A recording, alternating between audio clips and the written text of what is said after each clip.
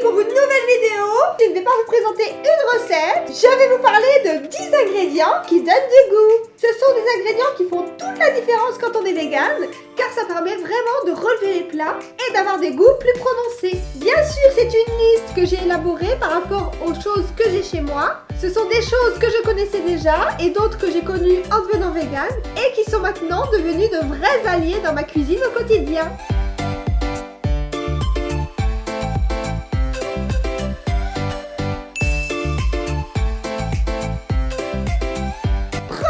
Ingrédient qui donne du goût, c'est la levure. Chez moi, j'ai la levure diététique, donc que l'on trouve partout en centre commercial. Mais j'ai aussi de la levure maltée que j'achète en Biocoop. Personnellement, j'en mets surtout dans les soupes ou encore dans les salades froides que je peux cuisiner. Pour certains, ça peut s'apparenter un petit peu à du parmesan. C'est un petit peu une odeur de fermentation comme le fromage. Au début, ça peut paraître un peu spécial, mais franchement, c'est vraiment trop bon.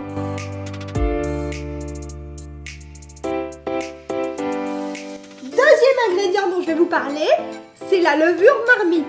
Alors c'est de l'extrait de levure, ça contient de l'orge, du sel, du concentré de jus de légumes et des vitamines. Ça peut s'utiliser un peu comme un bouillon, en fait c'est assez épais, on n'en met pas trop dans les plats et ça apporte vraiment un petit goût en plus. Oh ça sent trop bon. Voici à quoi ça ressemble. Je sais pas si on verra quelque chose. En général, dans les recettes, on met une demi ou une cuillère à café. Ça suffit amplement car c'est assez concentré. Et depuis que j'ai découvert ça, j'en mets un peu partout. Troisièmement, je vais vous parler des sauces soja sucrées ou salées. Au tout début, quand j'étais végane, j'avais surtout acheté de la sauce soja salée. Mais quand j'ai découvert la sauce soja sucrée, ça a vraiment été une super découverte. Et j'adore les plats sucrés salés, donc ça convient parfaitement dans tout type de plat. On en met un petit peu, par exemple pour caraméliser un peu des oignons, ou dans les plats que j'ai fait aux saveurs asiatiques. Depuis que je suis végane, c'est également des ingrédients que j'ai toujours chez moi, que je n'avais pas avant. Donc j'ai vraiment découvert les choses qui apportent du goût petit à petit. Et maintenant, ce sont des indispensables. Quatrièmement, ça va être des ingrédients un petit peu pimentés. En voici 3 que j'adore, qui sont pimentés, mais on peut doser pour que ce soit pas trop fort. Le premier que j'utilise pour accompagner beaucoup de choses, c'est la sauce aigre douce. Il faut essayer de ne pas en abuser, car c'est sucré. Ça permet d'apporter ce petit quelque chose en plus.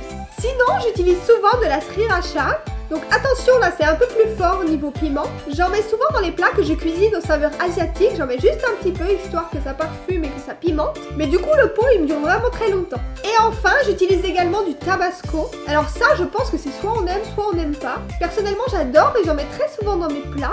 Ça donne un bon petit goût. Cinquièmement, une chose que j'ai toujours dans mon placard, ce sont les pâtes de curry. Alors franchement, les pâtes de curry, je trouve ça vraiment bon, mais ça peut varier d'une marque à une autre. Par exemple, ces deux-là, je les ai achetées au rayon asiatique de Leclerc. Elles sont super bonnes. Mais j'avais aussi acheté un plus gros pot qui avait vraiment un drôle de goût. Et ces deux-là, je les ai achetées dans un commerce asiatique spécialisé. Et franchement, ça fait toute la différence parce qu'elles ont vraiment un bon goût. Elles sont pimentées, mais pas trop. Et c'est idéal pour faire des plats aux saveurs asiatiques.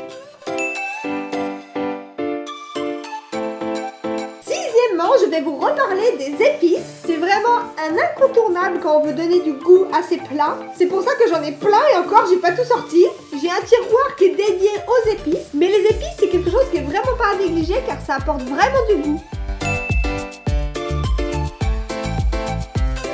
Septièmement, je vais vous parler des coulis de tomates et du concentré de tomates. Ça c'est pareil, c'est quelque chose que j'ai tout le temps chez moi et dont je ne manque jamais. Et ce que j'adore faire en fait, c'est l'association des deux. Un pot de concentré de tomates et un pot de coulis de tomates. Parce que le coulis de tomates c'est bon, mais il manque toujours un petit goût. Donc soit je rajoute des épices, soit je rajoute une boîte de concentré de tomates. Et le concentré de tomates, franchement, ça fait vraiment la différence. Ça a vraiment un goût prononcé. Huitièmement, je vais vous parler des condiments, donc de l'échalote, de l'ail et des oignons. Ça, j'en mets vraiment dans tous mes plats. Alors déjà, les condiments, ça apporte vraiment un goût en plus, mais c'est aussi quelque chose qui est très bon pour la santé. Il ne faut vraiment pas hésiter à en mettre partout, qu'ils soient cuits ou crus. Personnellement, j'adore leur goût cru pour sentir toutes les saveurs. Quand il n'y en a pas dans un plat, ça manque vraiment. 9e, je vais vous parler des bouillons de légumes. Alors ça, c'est vraiment bien pour cuire des pâtes, du riz, du quinoa ou autre, ou même à mettre dans des plats. Ça relève assez bien en donnant un bon petit goût. Et enfin, 10e, je vais vous parler des crèmes végétales, comme j'en ai déjà parlé dans une précédente vidéo, mais les crèmes végétales peuvent permettre de faire des sauces ou de rendre les plats un peu moins secs.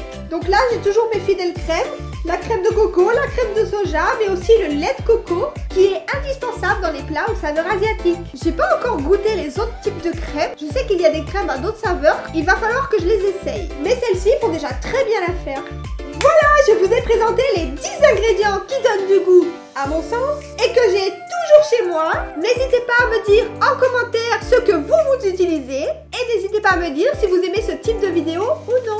Pour plus de vidéos et de recettes, vous pouvez me suivre sur mon compte Instagram ou mon compte Facebook, ou encore vous abonner à ma chaîne YouTube. On se retrouve très vite pour une nouvelle vidéo. À bientôt!